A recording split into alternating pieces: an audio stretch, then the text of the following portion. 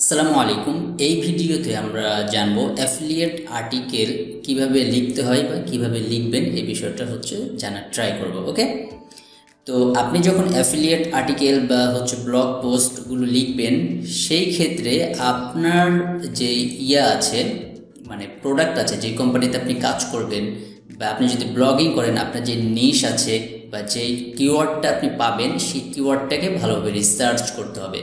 For example, এখানে ধরেন যে আপনি যে কোম্পানিতে কাজ করছেন, আমি এক্সাম্পল হিসেবে থিম ফরেস্টে আসছি, আসার পরে এখানে অনেক অনেক প্রোডাক্ট আছে।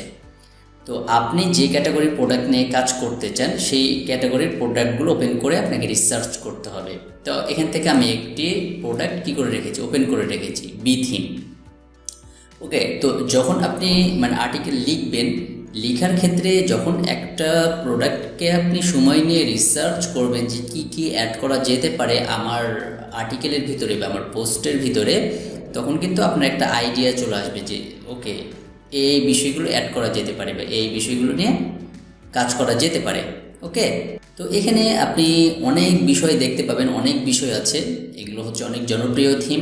তো এগুলো যখন আপনি রিসার্চ করবেন বা আপনি যে ক্যাটাগরির প্রোডাক্ট নিয়ে কাজ করছেন বা যে কোম্পানির সাথে যুক্ত আছেন, সেই কোম্পানির প্রোডাক্ট নিয়ে যখন আপনি রিসার্চ করবেন, সেখান থেকে আপনি অনেক কিছু পাবেন লেখার মতন। ওকে, তো সেখান থেকে আইডিয়া নিয়ে আপনাকে কি করতে হবে, লেখালেখি করতে হবে। তো এখানে যখন আপনি একটা আর্টিকেল লিখবেন, আর্টিকেল লেখার ক্ষেত্রে আপনার আর্টিকেলের যেই মেন কিওয়ার্ড বা যে টাইটেল ঠিক থাকতে হবে। ওকে, টাইটেলের ভিতরে আপনার যে কিওয়ার্ড থাকবে সেটা যেন ভালোভাবে থেকে সেটাও ঠিক রাখতে হবে। ধরেন যে আপনি এই লং টেল কিওয়ার্ড ইউজ করছেন, রেসপন্সিভ মাল্টিপারপাস ওয়ার্ডপ্রেস থিমস, এটা আপনি ইউজ করছেন, বা কমার্স থিম। তো আপনার এই যে রেসপন্সিভ মাল্টিপারপাস ওয়ার্ডপ্রেস থিমস, এটা একটা আপনার কিওয়ার্ড। এই কিওয়ার্ডটা যেন আপনার হেডিংয়ে থাকে, সেটা আপনার খেয়াল রাখতে হবে। এরপরে আপনার প্যারাগ্রাফ থাকতে হবে সুন্দর করে, আপনার সাবহেডিং থাকতে হবে, আপনার লিস্টিং থাকতে হবে, আপনার টেবিল অফ কন্টেন্ট থাকতে হবে, আপনার ইমেজ থাকতে হবে, আপনার যে কনক্লুশন, এই বিষয়গুলো আপনার থাকতে হবে আপনার আর্টিকেলের ভিতরে। এবং আপনার যে প্যারাগ্রাফ থাকবে, সেই প্যারাগ্রাফের ভিতরে যেন আপনার যে কিওয়ার্ডটা থাকে সেটা স্মুথলি যেন ইউজ করা হয়, স্টাফিং যেন না হয়, যে আপনি বারবার ইউজ করছেন এটা বোঝা যাচ্ছে, এটা যেন না হয়, সেই বিষয়ের দিকে খেয়াল রাখতে হবে। আপনার সাব হেডিংয়ে যেন আপনার হেডিংটা যেই কিওয়ার্ডটা আছে সেটা রাখার ট্রাই করবেন। এবং মেন ইনফরমেশন যে বিষয়গুলো থাকে, পারপাসগুলো, সেগুলো আপনি আপনার ভিতরে, পোস্টের ভিতরে বা আর্টিকেলের ভিতরে দেওয়ার ট্রাই করবেন।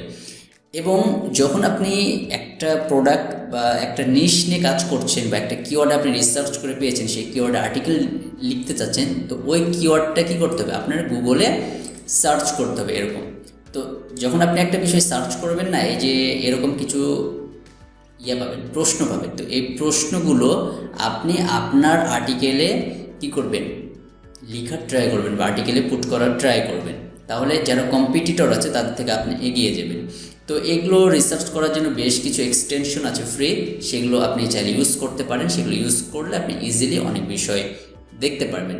তো কিভাবে আর্টিকেল লিখতে হয় বা কীভাবে আর্টিকেল লিখবেন বা কোন কোন এক্সটেনশন করে আর্টিকেল লিখতে হয় বা রিসার্চ করতে হয়, বিষয়গুলো আমাদের যেই পেড ভিডিওগুলো আছে, সেই ভিডিওগুলো নিয়ে আমি দেখানোর ট্রাই করেছি বা দেখিয়েছি। তো এখান থেকে আপনি একটু রিসার্চ করে নেবেন। তো যখন আপনি আপনার কিওয়ার্ড দিয়ে সার্চ করবেন, করার পরে এখানে অনেক কি আসবে, রেজাল্ট আসবে। এখান থেকে আপনি আপনার মতন করে কয়েকটা ওয়েবসাইট রিসার্চ করতে হবে যখন আপনি প্রোডাক্ট লিখবেন, আর্টিকেল লিখবেন। তো এটা একটা আর্টিকেল, ইনি কীভাবে লিখেছে, বিষয়গুলো কতগুলো, প্যারাগ্রাফের লেন্থ কত বড়, তার হেডিং কতগুলো, তিনার লিস্টিং কী, তিনার ইমেজ কতগুলো ইউজ করেছে, হ্যাঁ, তিনার ফুল ডিটেলসগুলো আপনার কিন্তু একটা আইডিয়া নিতে হবে। দেন আপনি আপনার মতন করে লিখতে পারবেন। তো সেমভাবে এনাকেও আপনাকে রিসার্চ করতে হবে, কয়েকটা ওয়েবসাইট ওপেন করলে আপনি রিসার্চ করতে পারবেন। তো ইনাকে দেখেন যে ইনি ফার্স্টে ইন্ট্রোডাকশন দিয়েছে, যে আসলে কী সিস্টেমে কি, ইন্ট্রোডাকশন দেওয়ার পরে এখানে টেবিল অফ কন্টেন্ট, ভালোভাবে বিষয়টা বুঝবেন যে আপনি যখন আর্টিকেল লিখবেন, টেবিল অফ কন্টেন্ট অনেক ইম্পর্ট্যান্ট একটা বিষয় আপনি এসইওর ক্ষেত্রে। ওকে, এখানে তিনি টেবিল অফ কন্টেন্ট দিয়েছেন, দেওয়ার পরে তিনার যে মেন টাইটেলটা সেটা দিয়েছে, তারপরে তিনার যে ইমেজটা আছে, ইমেজটা এখানে পুট করেছে। দেন ফার্স্টে শুরু করছে অ্যাস্ট্রা থিমের যে আছে, এই টাইটেল দিয়ে তিনি শুরু করেছে। তারপরে ইমেজ, এখানে হচ্ছে প্যারাগ্রাফ, এখানে হচ্ছে কি ফিচার। এটা এতটুক প্যারাগ্রাফ আপনি যখন এই যে একটা প্রোডাক্ট রিসার্চ করবেন না, তখন আপনি নিজে থেকে লিখতে পারবেন।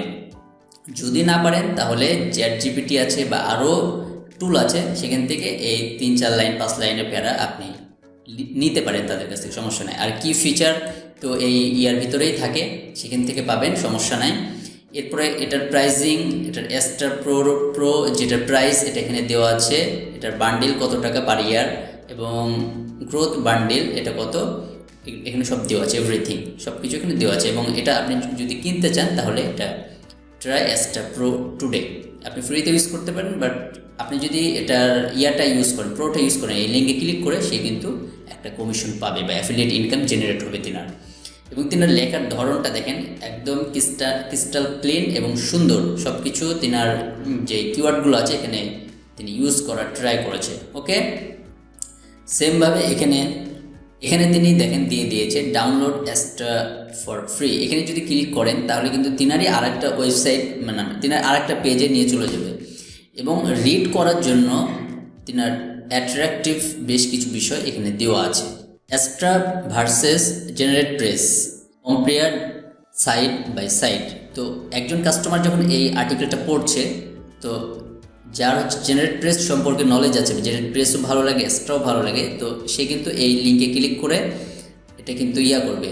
তার কাস্টমার কিন্তু মানে তার যে ভিজিটর, সে কিন্তু তার ওয়েবসাইটে ঘোরাঘুরি করছে এবং তার এই যে রিডিং রিটেনশন বা অ্যাটেনশন যেটা আছে, এই রেশিওটা সেটা কিন্তু বেড়ে যাচ্ছে। ওকে, এরপরে হচ্ছে যে জেনারেট প্রেস, এখানে যে টাইটেল দিয়েছে, একটা পিক দিয়েছে, তারপরে এই সেমভাবে পুরো বিষয়গুলো সেইখানে প্রেজেন্ট করেছে। ওকে, তো এই যে সিস্টেমটা, এই সিস্টেমটা আপনাকে বুঝতে হবে। আপনি যেই ক্যাটাগরিতে মানে যেই ক্যাটাগরির প্রোডাক্ট নিয়ে কাজ করবেন বা যেই ক্যাটাগরির আর্টিকেল আপনি লিখবেন বা যেই নিশের পোস্ট আপনি লিখবেন বা ব্লগিং করবেন, সেটা ভালোভাবে আপনাকে রিসার্চ করতে হবে। সেই কম্পিটিটরদের ওয়েবসাইট রিসার্চ করতে হবে, তাদের পোস্টগুলো ওপেন করতে হবে, তারা কতগুলো ইমেজ ইউজ করছে, কতগুলো হেডলাইন ইউজ করেছে, কতগুলো সাব হেডলাইন ইউজ করেছে, কতগুলো লিস্টিং ইউজ করেছে, এভরিথিং, তারা কতগুলো internal link external link use করেছে, এই বিষয়গুলো আপনাকে কিন্তু জানতে হবে। দেন হচ্ছে আপনি কি একটা প্রপার অ্যাফিলিয়েট আর্টিকেল বলেন বা হচ্ছে ব্লগ আর্টিকেল বলেন, সেটা আপনি কিন্তু লিখতে পারবেন। আদারওয়াইজ কিন্তু মোটামুটিভাবে জাস্ট একটু রিসার্চ করে লিখে ফেলতে পারবেন। বাট একটা ভালো আর্টিকেল যখন আপনি লিখতে যাবেন, তখন একটা মানে থিম বা একটা প্রোডাক্ট রিসার্চ করতে আপনার বেশ সময় চলে যাবে। তো আই হোপ আপনি বুঝতে পেরেছেন যে একটা অ্যাফিলিয়েট আর্টিকেল বা হচ্ছে ব্লগ পোস্ট কিভাবে লিখতে হয় বা কিভাবে লিখলে বিষয়গুলো হচ্ছে আপনি মানে র্যাঙ্কিংয়ে যাওয়ার পসিবিলিটি থাকবে বা ভালো একটা ক্রিয়েট করতে পারবেন। ওকে, তো আপনি অলওয়েজ আগে কিওয়ার্ড রিসার্চ করে নেবেন। আপনার যে কিওয়ার্ড থাকবে সেই কিওয়ার্ডটা রিসার্চ করে নিয়ে সেই প্রোডাক্টটা রিসার্চ করবেন, এবং দেন হচ্ছে আপনি ওই কিওয়ার্ডের উপরে যিনারা আর্টিকেল লিখেছে, ওই প্রোডাক্ট বা ওই কিওয়ার্ডের উপরে যিনারা আর্টিকেল লিখেছে ওনাদের মানে ওয়েবসাইটগুলো ওপেন করবেন, পোস্টগুলো ওপেন করবেন এবং তেনাদের ওয়েবসাইটগুলো দেখবেন বা পোস্টগুলো দেখবেন কী সিস্টেমে, কত বড় প্যারাগ্রাফ, কতগুলো হেডিং, কতগুলো সাব হেডিং, কতগুলো হচ্ছে আপনার ইমেজ বা কনক্লুশন কীরকম দিয়েছে বা হচ্ছে লিস্টিং কীভাবে করেছে, ভিডিও কতগুলো অ্যাড করেছে, এই বিষয়গুলো দেখে দেন আপনি আপনার মতন করে সুন্দর একটি আর্টিকেল লিখে ফেলবেন। ওকে, তো এই ভিডিওটি এখানে শেষ করছি। তো সবাই ভালো থাকবেন, সুস্থ থাকবেন। আসসালামু আলাইকুম।